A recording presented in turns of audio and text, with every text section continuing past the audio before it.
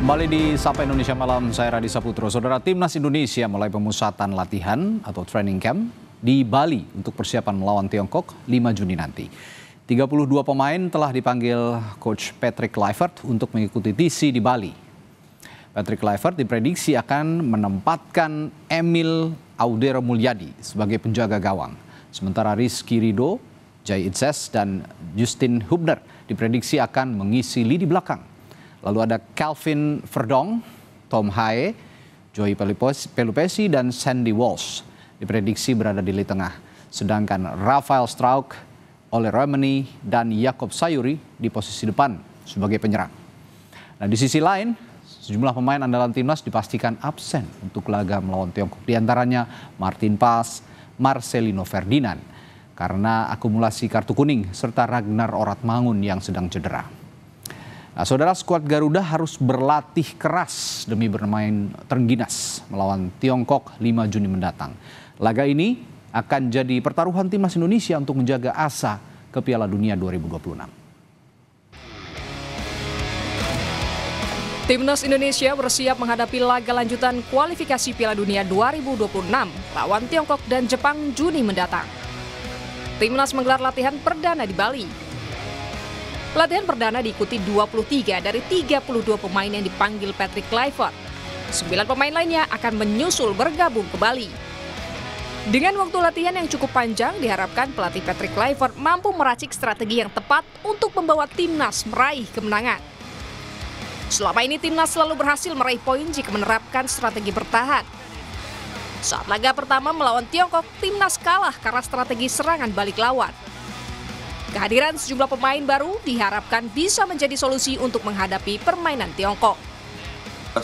Selama round 3 di luar Jepang, itu kalau kita dominan secara ball position itu kita kalah. Pertama lawan China di Qingdao, kita dominan, kita kalah. Kita bertahan sangat tinggi saat itu, kena counter. Gak usah jauh-jauh, di Sydney kita juga dominan, superior juga, luar biasa, berapa 60 atau 70% saya lupa ya, tapi kita kalah 5-1 juga. Tapi sisanya, 5 pertandingan sisanya, sekali lagi di luar Jepang, itu setiap kita lebih counter press, lebih bertahan, ya dengan ball position lebih rendah, itu kita selalu dapat poin, minimal dapat poin. Kita menang 2 kali, dari Saudi, dari Bahrain, itu kita selalu ketika ball positionnya lebih rendah. Artinya tim ini memang dibentuk sejak era Sintayong sampai sekarang itu bermain secara counter press, ya, secara bertahan. Nah, masalahnya China nanti apakah mereka mau keluar menyerang, meninggalkan area mereka untuk kita manfaatkan. Nah, di sinilah nanti adu taktik akan diadu, ya, terutama antara Patrick Kluivert, Yunto, Alex Pastur dengan Branko Ivankovic. Yang pertama kali ketemu China belum ada Joe Pelupesi, sehingga kita selalu kena counter. Nah, sekarang sudah ada pemain yang seperti Joe Pelupesi yang menjadi pemain pertama yang mematahkan serangan baik lawan, dan ini yang membuat Tom Hae akan lebih bebas ke depan. Absennya Marcelino dinilai sejumlah pihak akan memengaruhi pola serangan timnas. Pelatih Kluivert diharapkan bisa menemukan sosok pengganti Marcelino di laga nanti. 50% serangan tim nasional begitu masuk ke final third itu melalui sektor kanan. Sementara kita tahu di sini kita akan bermain tanpa Marcelino yang menjalani scoring, akumulasi kartu, dan kemudian kita juga masih menanti kondisi Kevin Dix yang menciptakan 2 chance created dan hampir menciptakan assist pada pertandingan lawan Bahrain. Dan di poros kanan itu kayaknya yang harus mungkin Coach Patrick akan melihat ya, karena kita kehilangan Lino tadi dan kondisi Kevin masih belum dipastikan. Tapi tentu dengan kedatangan pemain-pemainnya kayak Jakob Sayuri, pemain-pemain seperti Egy Maulana Fikri yang tampil sangat luar biasa, 2 pemain itu di Liga 1 musim ini, kita harap mereka bisa menambal kekosongan yang ditinggalkan 2 pemain utama tersebut tadi. Timnas Indonesia akan menjamu Tiongkok di Stadion GBK Jakarta 5 Juni mendatang. Selanjutnya, Timnas akan tandang ke Osaka untuk menghadapi Timnas Jepang. Tim Liputan, Kompas TV.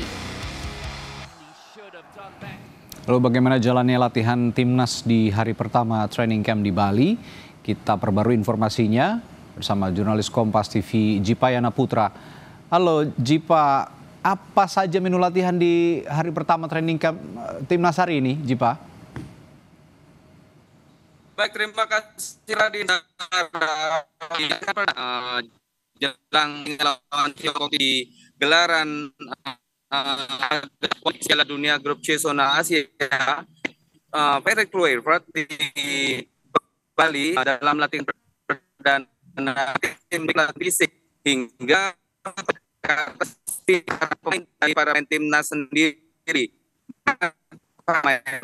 Bukannya tersendiri di klubnya mereka masing dan baru saat ini mulai tentunya untuk menumbuhkan rasa juang dari para pemain timnas ini, Radi. Oke.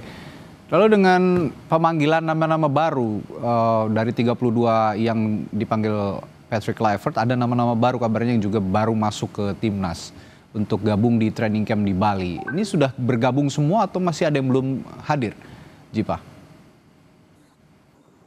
Baik dan saudara, dari 32 nama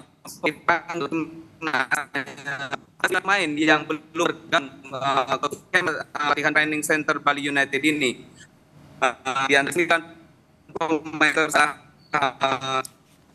JHS, Kevin Dix, Vice Dong, Sandy Walsh, dan nantinya menurut informasi yang kami terima akan nanti.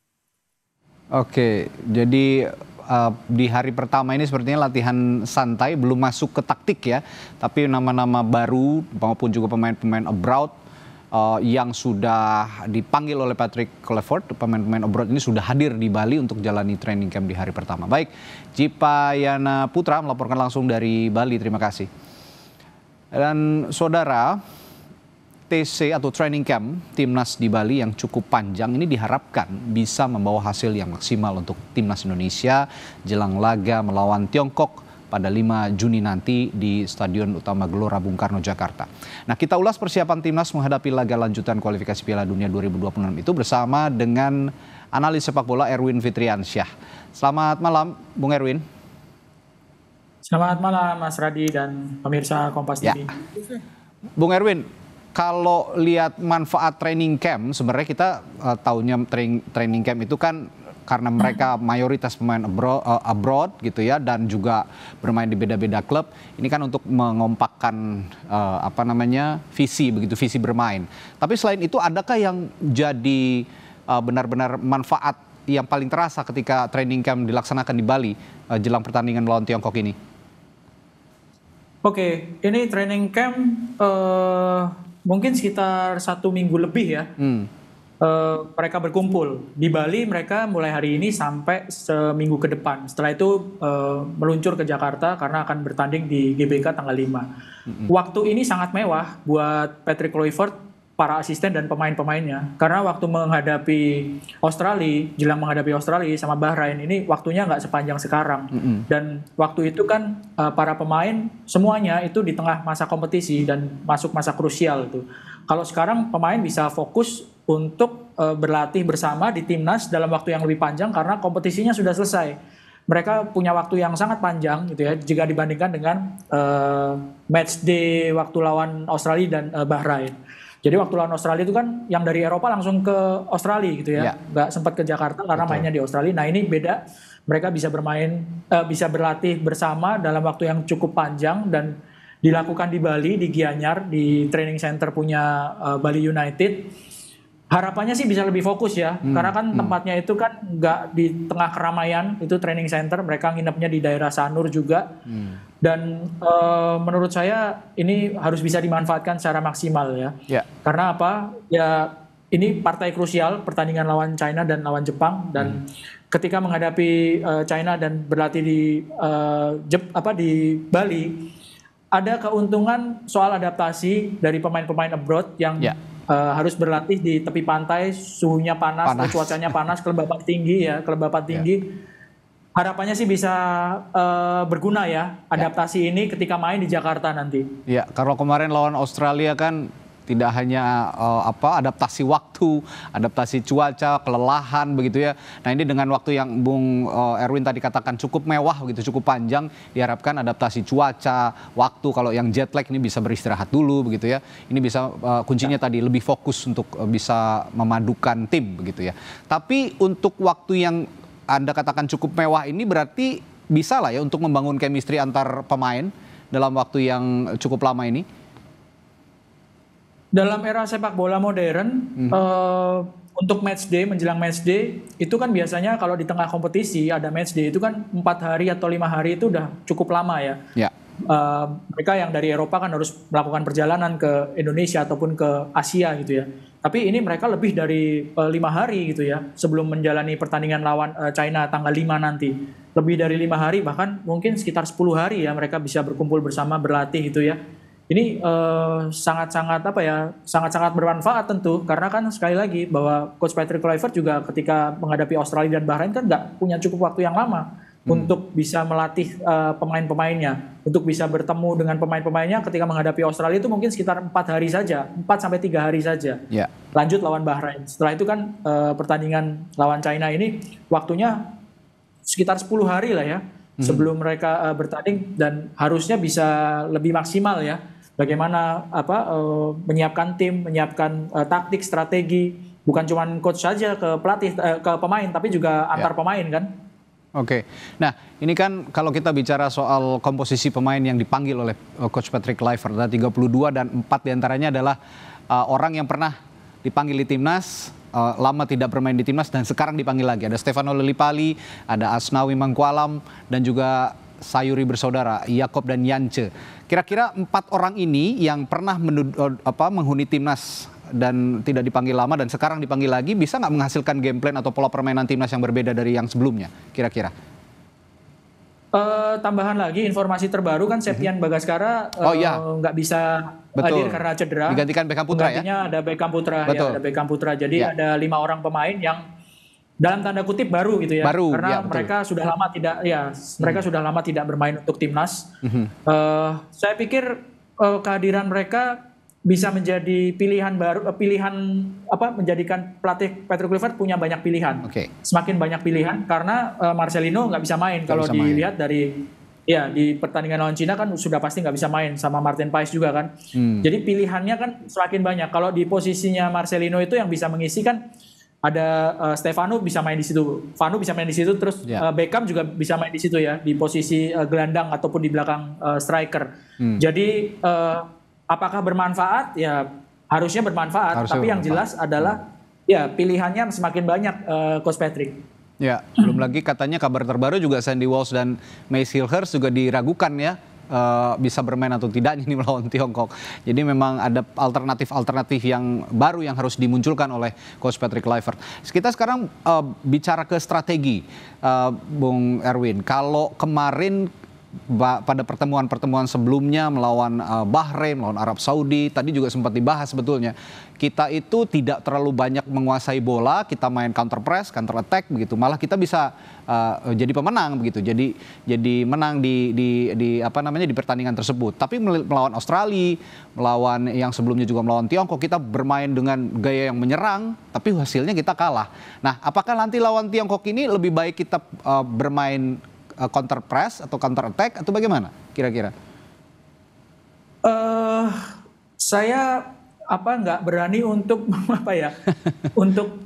untuk menyarankan gitu. Tapi yang jelas gini, kalau misalnya pas lagi main counter attack-nya bisa menang, ya itu bagus gitu ya. Tapi kan nggak selalu akan kejadian seperti itu gitu ya. Yang jelas adalah Indonesia harus main agresif ya, entah itu dengan counter attack ataupun dengan menguasai permainan untuk bisa menang gitu. Karena kan yang dibutuhkan kemenangan. Lewat cara seperti apa ya, Coach Patrick sudah punya rekam jejak dari pertandingan pertama lawan Arab kan, waktu main 1-1 di kandang lawan. Tapi setelah itu belakangan sempat terpukul lawan China ketika menguasai permainan. Nggak pernah kalah sebelumnya. Sementara China kan 3 kali kalah berturut-turut, tapi malah Indonesia menguasai permainan malah kalah di kandang China. Jadi itu kan pasti menjadi referensi juga kan ya. Juga waktu menghadapi Bahrain, waktu menghadapi Australia. Kalau menghadapi Australia, saya pikir ada kecerdikan dari Australia ketika mereka membiarkan Indonesia menguasai permainan dan melakukan counter cepat gitu ya. Saya pikir kalau misalnya mau main menguasai permainan, ya harus dijadikan pelajaran ketika menghadapi Australia gitu. Bisa menguasai permainan tapi malah kebobolan 5 gitu, hanya bisa mencetak 1 gol. Harus bisa menjadi evaluasi sih kalau mau main cara seperti itu. Ya, nah kalaupun nanti mengandalkan counter attack itu bukan berarti kita juga pasif begitu kira-kira ya, Bung Erwin ya. Ini kita juga harus punya sistem pressing yang solid begitu di antara pemain-pemain, terutama pemain belakang dan juga pemain tengah. Nah ini juga mengapa saya singgung soal counter attack tadi, karena kita juga melihat celah di lini belakang Tiongkok yang kehilangan 1 pemain kuncinya, yakni Jiang Shelong. Apakah ini Anda juga melihat celah ini ada sisi bolongnya pertahanan ini bisa menjadi celah untuk kita bermain agresif, Bung Erwin? Ya, kesempatan itu ada gitu ya. Tapi yang jelas gini, Indonesia pernah bermain agresif ketika main di China gitu ya. Dan ternyata kecolongan 2 gol terlebih dahulu sebelum Tom Hai bisa mencetak 1 gol. Artinya kalau misalnya mau mengulangi seperti itu, yang jelas harus lini pertahanannya harus lebih diperketat gitu. Kalaupun ada 1 atau 2 orang pemain China yang tidak bisa bermain, ya tentu itu sebuah keuntungan, bisa saja menjadi keuntungan. Tapi kan China juga datang dengan peluang yang masih sama besarnya dengan Indonesia untuk bisa lolos gitu. Jadi tetap harus waspada gitu. Meskipun ya peluang mungkin akan lebih banyak ke Indonesia karena Indonesia bermain di kandang. Tapi kalau kita boleh kasih saran kepada Coach Patrick nih, bagaimana Kluivert itu menyeimbangkan antara pendekatan menyerang yang menjadi ciri khasnya dengan kebutuhan bertahan yang melawan Tiongkok yang dimana kita juga harus menang dalam laga penting ini begitu, Bung Erwin? Bermain natural ya, artinya kalau bertahan terus mengandalkan counter attack itu kan juga sebenarnya menyimpan resiko gitu. Betul. Kalau bertahannya itu nggak solid kan juga lawan bisa mencetak gol gitu. Artinya bermain natural mumpung Indonesia bermain di kandang gitu. Cuma dengan catatan itu bahwa ketika menghadapi Australia, ketika menghadapi China, itu kan kena serangan balik gol. Itu yang benar-benar menjadi menjadi kelemahan yang saya yakin sudah dievaluasi betul oleh Coach Patrick dan para asistennya gitu, dan pemain juga pasti sudah ada pembelajaran lah ya dengan pertandingan seperti itu ketika menguasai permainan tapi malah kebobolan banyak dan akhirnya kalah gitu. Dan yang harus diingat juga kita bermain di SUGBK, ada pemain ke-12 yang punya andil memberikan motivasi lebih untuk timnas Indonesia. Kira-kira akan terlecut lagi semangatnya pemain-pemain kita atau malah jangan-jangan demam panggung di depan publik sendiri? Ya, waktu main di GBK yang bisa menang itu hanya Jepang. Kalau bicara Jepang memang udah berada di level lain lah ya. Bukan di level Asia lagi. Mereka levelnya sudah di Eropa dan mereka sudah dapat tiket lolos gitu. Australia bisa ditahan imbang, Arab Saudi kalah, Bahrain kalah. Dengan dukungan yang seperti itu ya harusnya itu bisa menjadi sebuah lecutan semangat yang positif gitu. Karena punya track record yang bagus ketika Indonesia itu bermain di Gelora Bung Karno. Cuma sekali lagi hati-hati, tidak boleh lengah gitu karena China ini masih punya potensi untuk lolos gitu. Dan salah satu tim yang pernah mengalahkan Indonesia di grup ini kan China selain Jepang, selain Australia ya. Jadi benar-benar harus waspada. Ya, justru bukan tim-tim Timur Tengah yang mengalahkan kita, tim-tim Asia Timur. Ya. Ini yang kita harus waspadai. Sama Arab Saudi sama Bahrain kita nggak kalah gitu kan ya. Sama Arab Saudi lawan Bahrain kita bisa menang gitu. Tapi lawan China malah kalah. Ini yang benar-benar harus diwaspadai. Baik, terakhir sedikit saja singkat. Kita tahu Martin Paes absen, Emil akan debut kira-kira. Nah, kalau melihat lini pertahanan dengan penjaga gawang Emil Auder Mulyadi, bagaimana kira-kira Bung Erwin? Ya, kalau Emil main ini tentu debut ya, tapi masih ada Hernando, masih ada Nadeo juga di situ ya, masih ada beberapa alternatif. Tapi saya pikir dengan waktu persiapan dan adaptasi yang lumayan panjang gitu ya, untuk posisi penjaga gawang dan terutama pemain-pemain yang ada di depannya, para pemain belakang ya, J.I.J dan kawan-kawan. Kita sih berharap adaptasinya berjalan dengan mulus, dan dengan pengalaman Emil main di Eropa, ya, main di Italia, kita berharap bisa menjadi solusi setelah Martin Paes dipastikan nggak bisa main kan. Ya. Seperti itu. Oke. Baik, terima kasih bincang-bincangnya Bung Erwin Fitriansah, analis sepak bola yang sudah memberikan perspektif di Sapa Indonesia Malam. Sampai jumpa lagi Bung Erwin, selamat malam. Terima kasih juga. Terima kasih.